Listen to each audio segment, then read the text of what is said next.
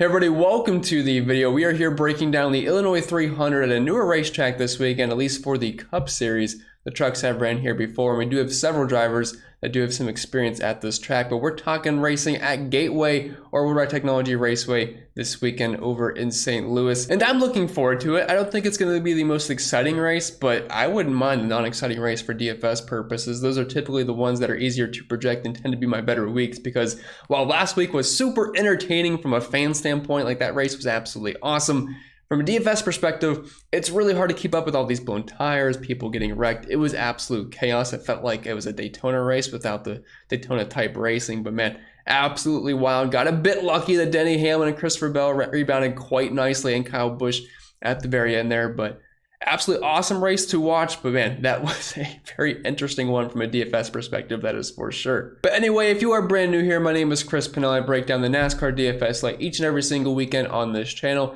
You can also find me live on Sunday mornings or afternoons, depending when the race starts. Probably looking at 11 a.m. start time for the live stream this weekend. So if you want to come in, ask me all the questions you want, or hang out, more than happy to do just that. And you can also find me over on Osmo doing live before lock shows and writing articles over on the website. And if you do end up enjoying today's free content, I'll ask returners if you can leave a like on the video, subscribe to the channel if you haven't already, and hit the notification bell so you miss out whenever I post new content. Now, if we could get over 300 likes in this video, that'd be absolutely awesome. I do appreciate all the support you show me each and every single weekend. And don't forget to check out the sponsor of the show, Prize Picks. They do make these videos possible. You can use promo code CPEN to get that free instant deposit match bonus up to $100. It is free money. Use it to your advantage. There's no strings attached. And if you are like me, that doesn't live in a legal betting state like I am in Florida, it's kind of your way around that, where you can bet on all the props there and you can up to 10 times your entry fees. It's absolutely awesome. A very fun place to play over, and obviously have the NASCAR projections to help find the best leverage over on these sites. So come and check it out. Link down below, or head over to prizepicks.com. Use code CPEN and it helps out both of us. And as previously mentioned, this is the Enjoy Illinois 300, and then it's presented by something, but that's just too long, so it's going to have to be just that.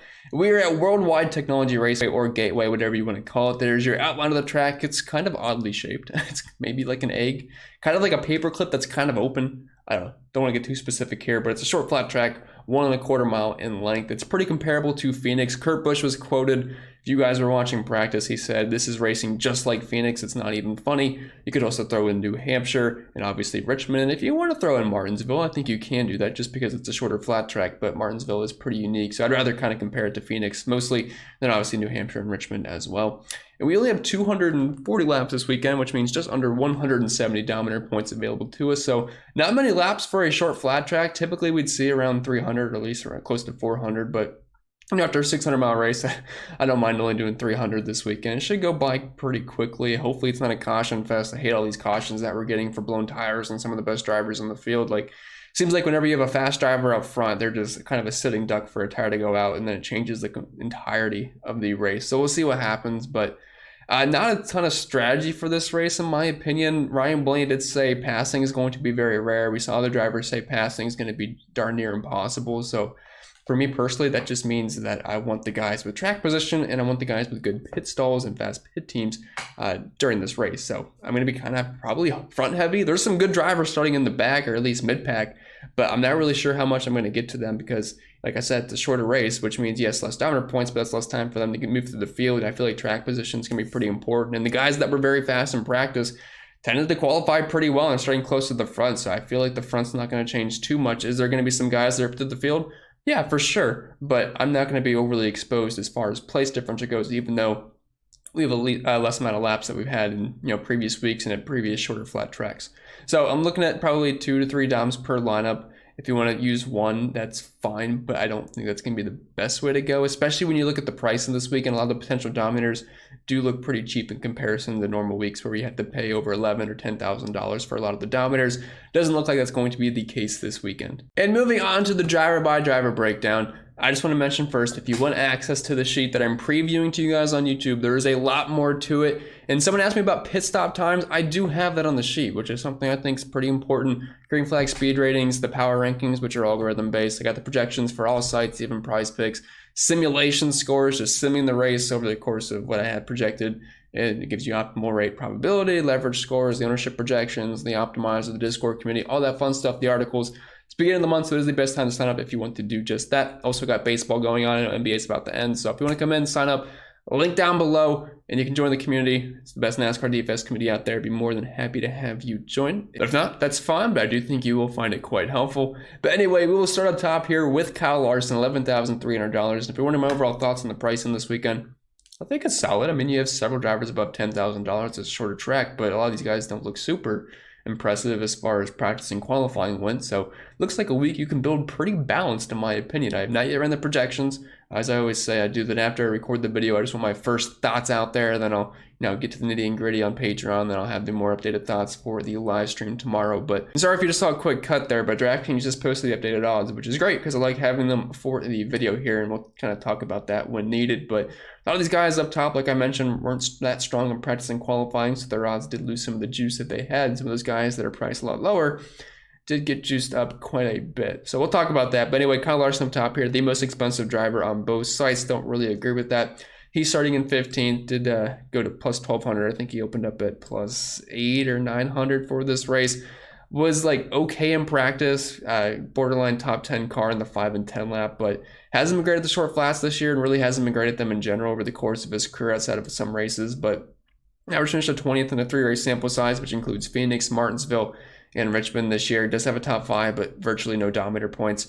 Finished 19th at Martinsville, 5th at Richmond, 34th at Phoenix. Looking over the past 10 races at short flats, it does get better with his win at Phoenix, 3 top 5s and 6 top 10s, but the dominator points, while they're there a little bit, they're just not quite what you need, especially over $11,000, and I have a hard time seeing him dominate during this race. The Fords definitely look to be the top dogs this weekend, which is kind of a change of pace of what we had because we've been all over Chevys and Toyotas because the Fords have definitely been lacking, but we haven't been in a short flat track in a while. Earlier this season, Richmond and Phoenix were tracks that Ryan Blaney did well at and some of these other guys. So, and obviously Chase Briscoe picked up a win at Phoenix earlier in the year. So I think this is a great week to go back on the Fords. I don't think they're going to be that low owned, especially at their price points and what they did in practice and qualifying, but I am hoping that just because of the way they've been performing lately, maybe a lot of people aren't going to be too excited about them, but I certainly am definitely going to be very, very heavy on the Fords this weekend. But there are some other drivers from other manufacturers that I do have interest in still, but definitely like the Fords as the top dogs. Kyle Busch, just under $11,000 here. He's starting in 12, similar odds to win this race as Kyle Larson, which again, I don't agree with. I'd rather take my chances with Kyle Busch over Kyle Larson. He was faster in practice, 5th in the 5 lap, 4th in the 10 lap, 3rd in the 15 lap. All the Toyotas really weren't that fast besides the Busch brothers for the most part, and you will see that once we talk through the entire slate here. Busch definitely did have some speed and obviously been good at the short flats and just really good in general this year. Doesn't have any top 5s to show for it, but one of the best average finishes in the field and also finished in the top 10 each and every single time. I just worry about his chances to dominate. I think Kyle Busch could definitely be a top 5 contender, but I'm just not sure he's going to have the top level speed that the Fords had to get up front and dominate because, like I said earlier, track position and passing is going to be pretty, track position is going to be important and passing is going to be tough during this race. The one thing he will have working for him is that his pit crew's been very fast this year, so that should help him gain spots throughout the race and could potentially get him up front at some point. But again, I like Kyle Busch. He's one of my favorite non-Ford drivers this weekend, but his price point's a little bit tough for a guy that I really just don't see getting up front and dominating, but I will have some shares of him. Denny Hamlin, $10,600. He is starting in 6th. Practice wasn't terrible for him. He was 9th in the 5 lap, 7th in the 10 lap. But again, I just feel like the Fords are going to dominate. I think Denny Hamlin, a guy that really is pretty good at the short flat tracks, doesn't have a win at one this year, but he got pretty darn lucky during that race because you're looking at the 3-race sample size of Richmond, Phoenix, and Martinsville. Average finish of 14th, running position of 16.2. Only has one top 10, which is the one he kind of got lucky into his win at Richmond. But Hamlin's fine. He's a guy that I can get some exposure to, similar to Kyle Busch, but I'm not going to go out of my way to get overexposed to either of these guys compared to the field. Martin Trix Jr., $10,400. He's starting in 13th. He's someone I pretty much have no interest in. He's been complaining about his car all weekend. Doesn't seem like they got anything right. 24th in the 5 lap in practice. Wasn't a awful qualifying time. Starting 13th. He's one of those guys that I think kind of hangs around the 8th to 12th place range for the majority of the race. And at $10,400, if you're not getting me dominator points, you are not going to be worth it. So I have a hard time seeing myself get to any Martin Truex Jr. this weekend. Chase Elliott, $10,200. He's starting in 16th. He's interesting because he's great at short flat tracks. Obviously crushed it at Martinsville. He's obviously great at Phoenix. Problem is he wasn't that fast in practice, and Hendrick in general just looked really bad throughout the entire weekend. They qualified poorly, they practiced poorly, and I feel like that's not going to translate well heading into the race because I mean, like we said, track position is going to be important, and well, I think they can be fine where they're contending for top 10s. You need more out of that at their price points. And 14th in the 5 lap in practice, 15th in the 10 lap. I'm not going to be really overly exposed to Chase Elliott. Whatever the optimizer gives me for him in 150 max, I'll be fine with. If it's way underweight, that's fine. If it's kind of close to even to the field, I might try to bump that down a little bit. I don't think I want to have too much Chase Elliott, as I would much rather be underweight, I think, just to get to more exposure to some of the other drivers that we're about to talk about, especially the one right underneath them, Ross Chastain at $10,000, starting in 10th place. And like I said earlier in the intro, some of these drivers do have experience here at Gateway in the Truck Series, and Ross Chastain did win here before, so that does bode well for him. Plus practice was pretty solid for him. 4th in the 1 lap, 7th in the 5 lap, 5th in the 10, and 4th in the 15. And plus we just know Ross is good just about everywhere. He doesn't typically qualify that well, but he's always fast during the race. So hard to argue against Ross. And the 3-race sample size I'm looking at for short flat tracks this year, he's got 2 top 5s. No laps led though, does have some fast laps mixed in there. 5th at Martinsville, 19th at Richmond, 2nd at Phoenix. But if you're looking at his numbers overall this season, really hard to argue against him. Most DraftKings points per race, the best running position, 4 top 5s, a large chunk of dominator points, got a lot last weekend, 39 laps led per race, and 22.7 fast laps, which is the best of all drivers. Starting in 10th, I know he's now in the 5-figure range, which is not something we're used to from Ross Chastain, but he's been arguably the best driver in NASCAR this year. He's going to have speed every single week. I have no reason really not to like Ross. I'm not sure I'll get there in cash games, but I think in tournaments, I definitely want to be overly exposed to him, which is kind of why I don't want to have too much Trix, Elliott, Hellman, Busch, Larson. I think out of all the 10K guys and above, Ross will be the one I get to the most of. Dropping down to the 9K range, we have a lot of good plays here, and oddly enough, I think my least favorite play is the one maybe you'd expect to be my favorite play because he's starting all the way back in 24th, but like I said, I'm just not a fan of the Hendrick cars, and I feel like the Fords are going to be a lot stronger, and I think the guys that qualified well will probably finish the race pretty well. I think William Byron, have not yet ran ownership, have not yet ran projections, but it's going to be hard for me to give William Byron too many dollar points for this race. I know he absolutely crushed it at Martinsville, another short flat track, but I'm not sure that's going to really correlate too well. They just did not show a lot of speed during practice, and obviously didn't qualify very well. He was 18th in the 5 lap, 13th in the 10 lap. $9,800. I just don't think there's any dominator upside. It's funny enough because he's averaging the most DraftKings points per race in this small data set, and obviously some very good numbers, but it's really inflated from Martinsville. Finished 3rd at Phoenix, or at Richmond, and then 18th at Phoenix. But I'm not really seeing the speed from Billy this week, and that's coming from someone that likes to roster him quite a bit. But not going to be a fan here. Whatever he's going to be owned, I will be underweight. I'd rather much rather get my exposure to Ryan Blaney, Tyler Reddick, Christopher Bell in this price range. So speaking of those drivers, we'll start with Blaney here. $9,600. He's starting in 5th. I think he's one of the better dominator plays on the entire slate. Had arguably the best car in practice. 1st in the 1 and 5 lap runs, and then 2nd only behind Legato in the 10 and 15 lap runs. So it looks like he's got a good short run car, got a good long run car. He's crushed at the short flats this year, only behind William Byron as far as average DraftKings points per race. He dominated at Richmond. He dominated at Phoenix.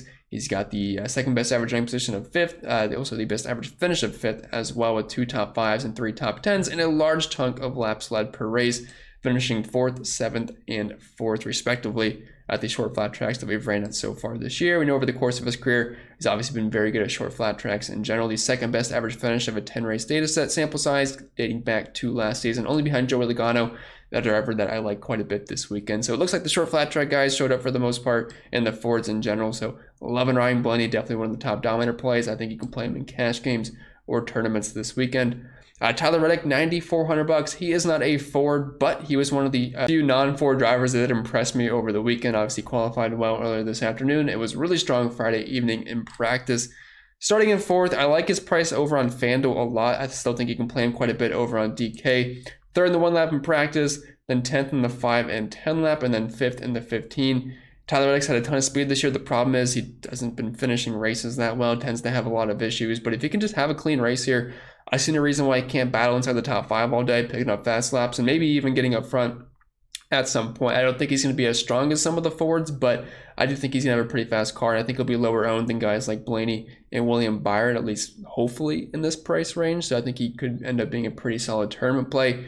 And then Christopher Bell at $9,200. He is starting in 3rd. He's someone I had a lot of interest heading into the week because he's amazing at short flat tracks. But what he did on Friday in practice was quite concerning because he was really slow. 24th in the 1 lap, 21st in the 5, and 17th in the 10 lap. But it seems like they made some pretty strong adjustments overnight and ended up being P3 in qualifying, which he has qualified pretty well this year. But we know Christopher Bell is pretty darn good at short flat tracks in general. If you're looking at the past 10 races at them, he's got some of the overall best numbers. 7 top 10s, 3 top 5s, average ranking position around 10th place, and one of the best driver ratings. He could be a potential race-winning contender. I wouldn't be that surprised about it, but so far this year, 20th at Martinsville, 6th at Richmond, 26th at Phoenix. I do worry about the Toyotas being kind of slow during this race. I'm not going to be overboard on Christopher Bell, but he's still someone I want to get some exposure to just because of how good he is at short flat tracks, and it looks like they did gain some speed overnight, as they obviously did very well Saturday afternoon. Dropping down to the 8K range, we have arguably one of, if not the best play in the slate in Joey Legato, and he's below $9,000, and we have a potential dominator here for what looks to be the fastest car this weekend.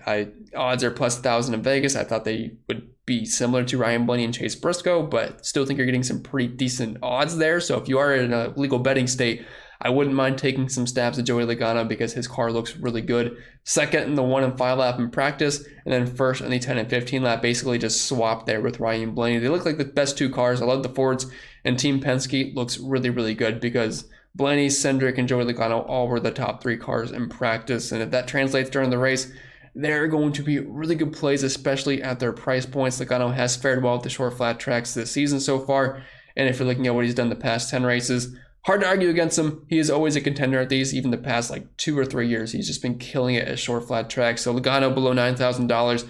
He's someone I want to get a lot of exposure to, and I still think you can play him in cash games. I will be loading up on Joey Legato. I think he's going to have a great day on Sunday.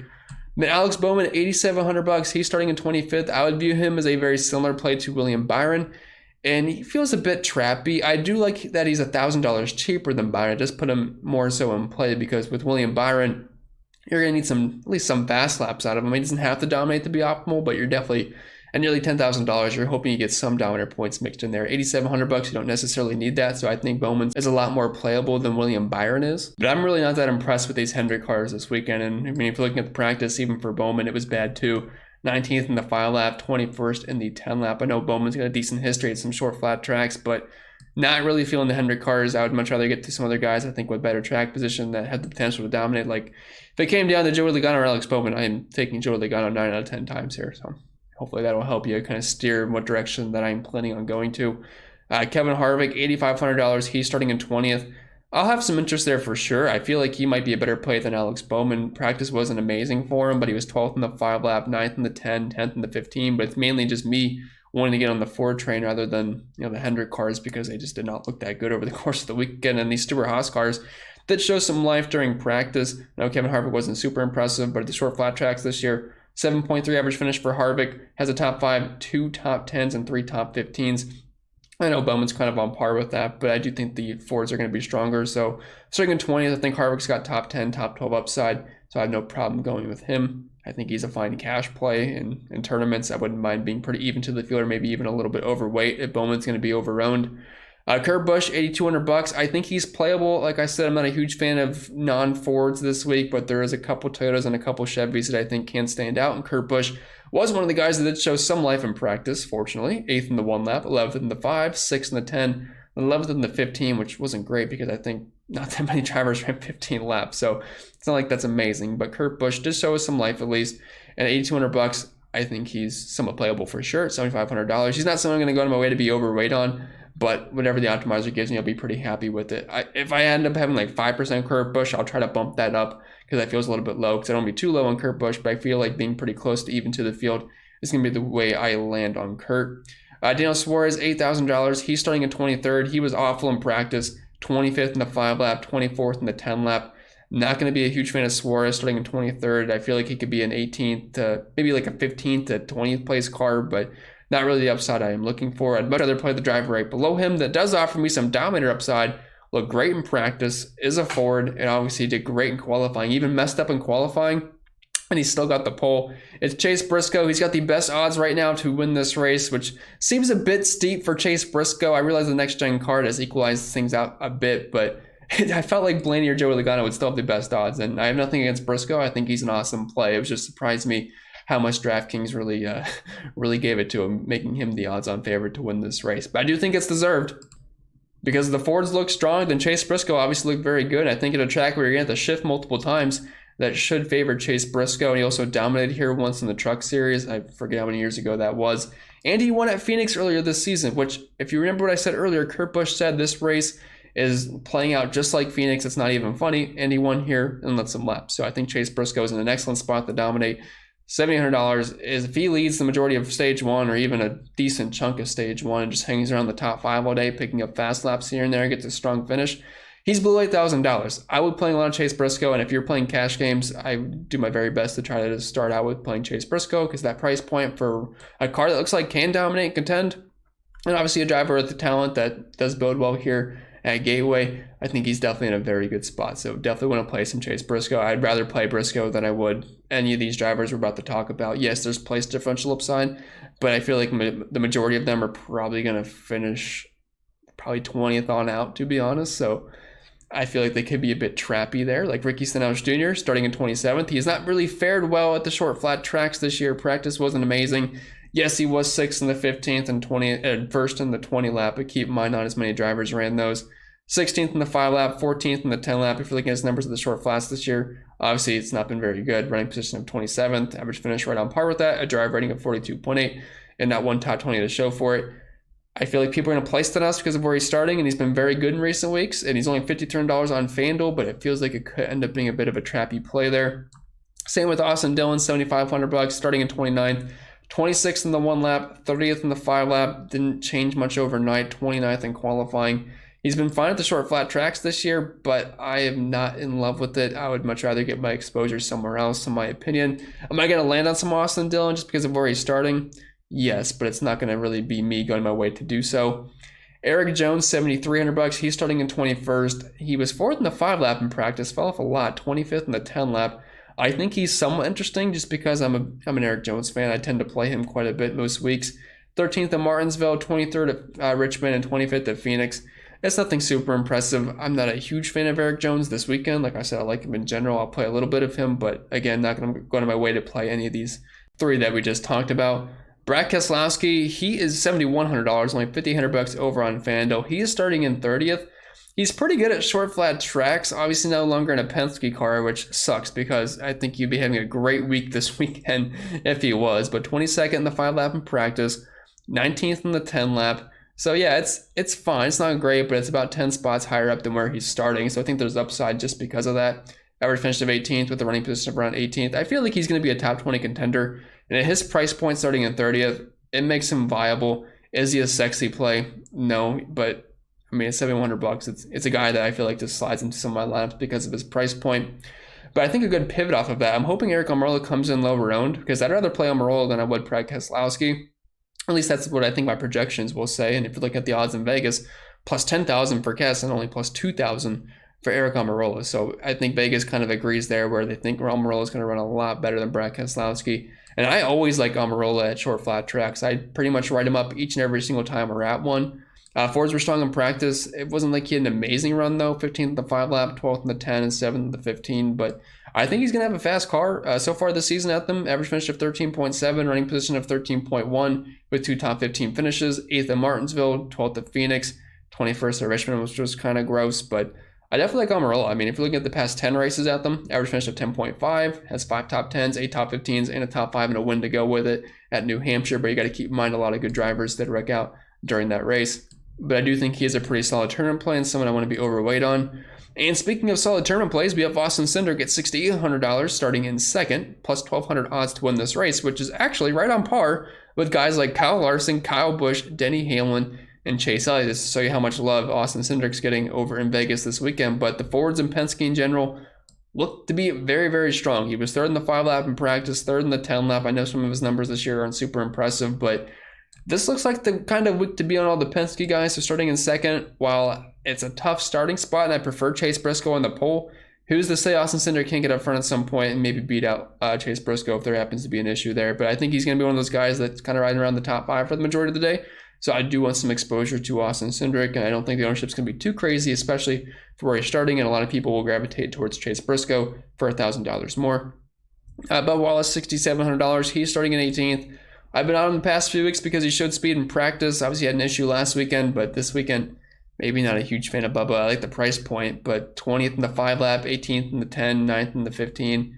I feel like he's going to be a top 15 contender, but I think I'd rather get to AJ Allmandinger with all of his place differential upside. And obviously, Austin Cinder and Eric Almirola at some of their price points seem to have much faster cars, so probably not going to be huge on Bubba this weekend. But if you're looking for cheap plays, he's fine to kind of just get filtered in if you're building 150 lineups.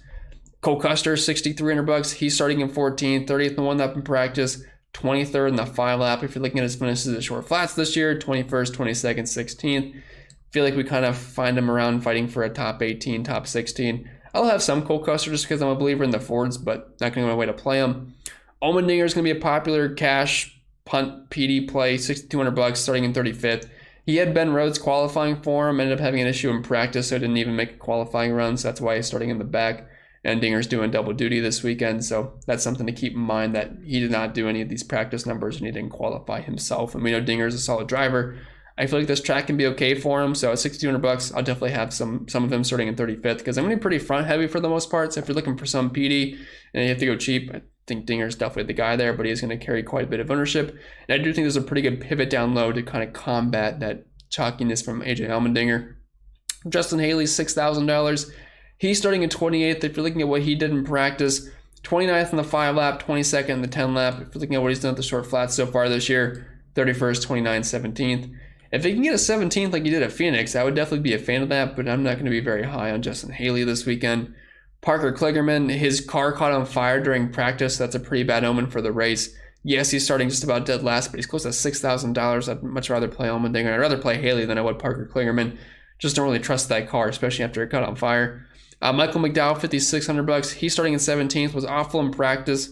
Is a Ford, though, and we know they got some juice this weekend, but he's starting a little bit higher up for where I'd really prefer him to, and I'd rather play a guy that we're going to talk about in a little bit. And I'd rather play the guy right below him, Dillon, $5,500. He's starting in 26th, and at least he had some speed in practice. 15th in the 1 lap, 17th in the 5 lap, 20th in the 10 lap. Dillon is just one of those guys that gets so lucky. He's slow during the race, but he just happens to finish well or avoid the wrecks. 23rd at Martinsville, 24th at Richmond, 15th at Phoenix. I think Dillon's a fine play down low. Got no problem with it. Zane Smith at $5,400, usually a Trix guy, filling in for Chris Buescher this weekend as he got COVID. And just some bad luck for Chris Buescher. He gets COVID right after he just took like 20 tumbles at the Coke 600. Wasn't great in practice. I like the starting spot, and obviously he's in a pretty decent car compared to a lot of these guys down low because we know Chris Buescher wouldn't be priced at $5,400, but it's not like it's Chris Buescher in the car, so I'm not concerned with that. I might have some Zane Smith, but nothing too crazy. But a guy I like down here quite a bit, Harrison Burton, $5,300. He's starting in 9th. Fast in practice, basically that 4th Penske car, 6th in the 1 lap, 13th in the 5 lap, and 16th in the 10 lap.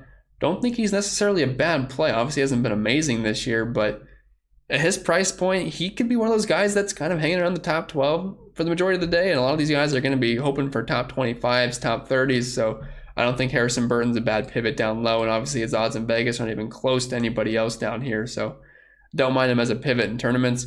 Corey LaJoie starting 19th. That's a tough spot for me to get to. Probably won't have much there. Practice kind of indicates he should be a top 25, top 30 car, but I mean, starting in 27 or starting in 19th, it's not really what I'm going to be hoping for. So not going to have a lot of LaJoie. Would much rather play Harrison Burton. Then after that, Gillen's the only other guy I could even think about rostering at $4,900, but he's starting at 22nd, and it looks like he looks probably going to finish similar to Corey LaJoie. So similar thoughts on those guys. I'd rather just get the Burton, in my opinion, or Dillon down low. And I'm never playing Cody Ware, McLeod, or Josh Bilicki. Yes, I think Cody Ware was optimal last weekend, but like 30 cars wrecked, it felt like, and they just avoided the wrecks, which I'm not really expecting this weekend at a shorter track where they're not going to get, it's quite high speeds, and hopefully the tires can stay alive. I know Bowman, William Byron, I believe, had issues early in practice with their tires going down. I think Bubba Wallace did as well. But after that, we didn't have any issues. But with that being said, I think that'll be it for the video. So if you made it all the way through, let me know down in the comments. I do appreciate everyone that does listen to me for like half an hour. You're absolutely awesome. And like I said earlier, if you want to get access to the spreadsheet, the articles, the projections, all that fun stuff, my own personal exposures, link can be found down below for that. It is the beginning of the month, so it is the best time to do so. And plus, we got MLB going on, which I do cover each and every single day. And you can hop into the Discord, hang out, ask all the questions you want. Always a good time in there. Wish you all the best of luck this weekend. Make sure to leave a like on the video, subscribe to the channel if you haven't yet already. And if you want to follow me over on Twitter at ChrisPennell16 and CPen16 over on IG, and check out the sponsor of the show, Prize Picks. Very fun prop site to play over on, and you can get a free instant deposit match bonus up to $100 when you use code CPen either at PrizePicks.com or you can use the link down below. I'll be live around 11 a.m. on Sunday morning if you want to come in and hang out. But I think that'll be it. I'll get out of here. Wish you all the best of luck, and I'll see you then.